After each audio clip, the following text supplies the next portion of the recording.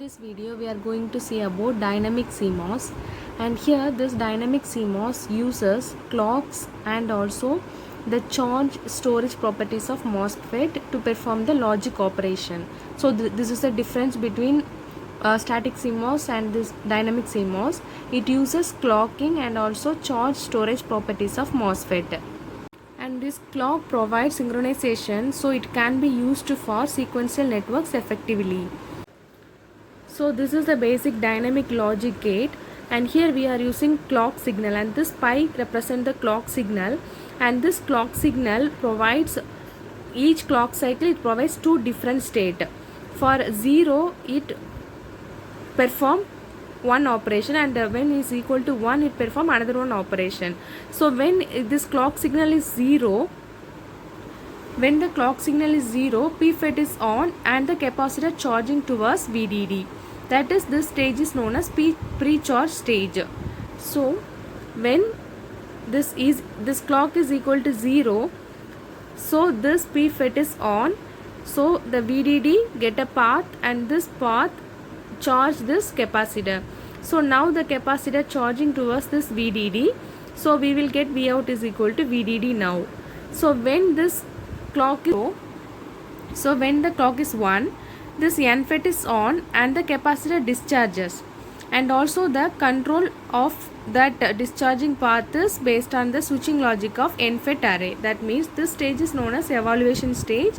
That means when this pi is equal to 1, so this Mn is on, so now this capacitor, charged capacitor, discharge through this path, and this discharging path is defined by the NFET array, and this is the part where the actual logic operation is performed. So the path is closed, then only the capacitor discharge through this path. If any part of this NFET array is open, there is no path to discharge this capacitor. So this is the part that define the switched or open part to this capacitor discharge. NFET array perform as an open switch. There is no path between this capacitor and this ground, so it cannot discharge through this path, and it hold the value of this VDD. So still this output is given as 1.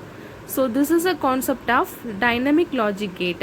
So when this pi is equal to 0, so MP is on and Mn is off. This is known as pre-charge stage, and this is evaluate stage. When this clock is 1, this MP is off, Mn is on, and this stage is known as evaluate stage. Now we take the example 3 input NAND gate, and we define the dynamic logic circuit for this logic function, that is f is equal to a dot b dot c the whole bar, that is inversion function of AND gate. So consider this is 3 input NAND gate using dynamic logic. So here 3 input NAND gate, A, B, C are the input, and this is series connection. For NAND gate we use series connection. So when this clock is equal to 0, this MP is on, this capacitor is charging, Vout we will get VDD. The 3 input NAND gate operation is performed when the clock become 1. At that time the Mn is on, then only we can perform the logic operation of 3 input NAND gate. So the logic for NAND gate is 3 input NAND gate is 0 0 0, we will get 1 output, 0 0 1 1, 0 1 0 1, 0 1 1 1, 1 0 0 1, 1 0 1 1, 1 1 0 1, 1 1 1 0. So for all 1 only we will get 0, logic 0 output. Remaining case we all get, for all combination we will get 1 as a output. So it perform for any one of the value is 0 here, that is act as a open circuit. So there is a no discharging path, and this Cout hold the value of VDD, and it will always give the logic 1 output.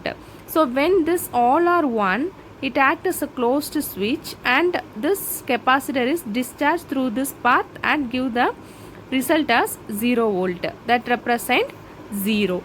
So this is a concept. When any one of the value of this is equal to 0, we will get logic 1. because of this open circuit we cannot discharge the capacitor through that path. The value is 1.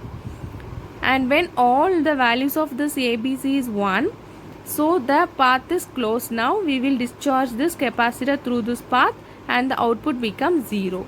So we can realize the 3 input NAND gate using this dynamic logic.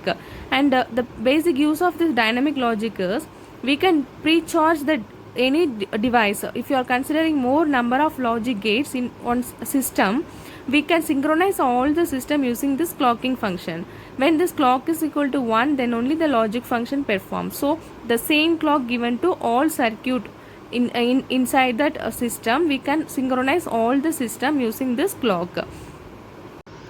But the problem rises with the charge sharing circuit. That this means and internal capacitance of this NFET, when this capacitor is discharging, and this for condition A is equal to 1, B is equal to 1 and Z is equal to 0 combination, and this both are A and B are on and C is off. And in this stage the discharging capacitor is, this is open circuit, so there is no path, but the discharging capacitor charging this C1 and C2. This is discharged through this path, the current flow through this path, and this the flowing current charging this capacitor C1 and this C2. So the V out is gradually decreases when this V1 and V2 is increases. So now we have to define a final voltage, that is define the high voltage of this logic gate. For that we consider first initially V1 is equal to V2 is equal to 0. At that time the total charge Q is equal to C out VDD. For worst case condition, we consider the input combination 1 1 0. So A is equal to 1, B is equal to 1, C is equal to 0. That is this combination 1 1 0. And in this case no closed switch path. So C out is electrically connected to C1 and C2. So the C out is decreases when V1 V2 increases. And this discharging and this charging of C1 C2 stop when this V out is equal to V2 and V1.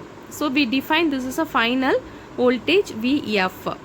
So now the total voltage become C out plus C1 plus C2 into VF. So this is equation number 2 and this is equation number 1, means from 1 and 2 C out VDD is equal to C out plus C1 plus C2 into VF. From that we can define VF.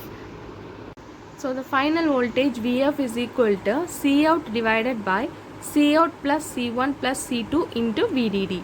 So to keep this VDD high, that is V out high, we can perform this C out is equal to C1 plus C2.